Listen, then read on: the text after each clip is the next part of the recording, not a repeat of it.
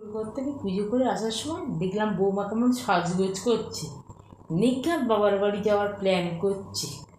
দাঁড়াও না দাঁড়াও, আজকে আমি তোমার বাবার বাড়ি যাওয়া বন্ধ করছি। খালি কাজে ফাঁকিবাজি, তাই না?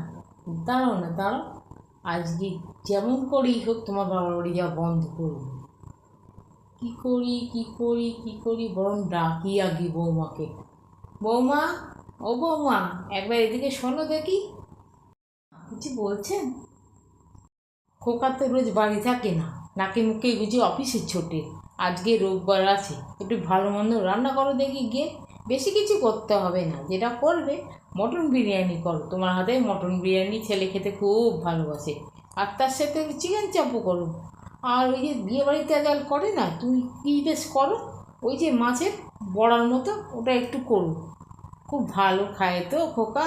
যাও মা, যাও রান্নাঘরে যাও। এত কিছু রান্না করবো এখন? আমার রান্না তো সেই কোন ভোরবেলা হয়ে গেছে। আজকে ভাত, ডাল, মাছের ঝোল আর চিকেন কারি করেছি, তার সাথে চাটনিও আছে আর দই মিষ্টিও আছে। আবার এত কিছু করব?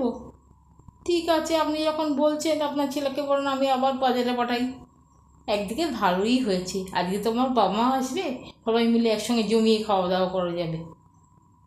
যাই, আমি বরং রান্নাঘরেই। ও, তোমার বাবা মা আসবে? তুমি বাবার বাড়ি যাবে না?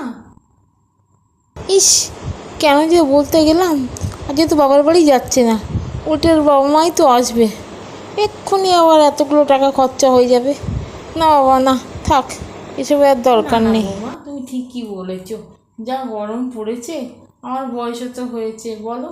না না, গরমের মধ্যে আর এসব কিছু রান্না করে কাজ নেই। তুমি যা রান্না করছো সেটাই করো গে, যাও যাও মা, যাও রান্নাঘরে যাও।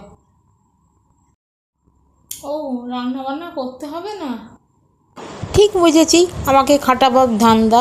যেই দেখেছি আমি সাজগোজ করছি, অমনি আমাকে দিয়ে খাটাবার ধান্দা করেছে। ঠিক আছে, আসছি।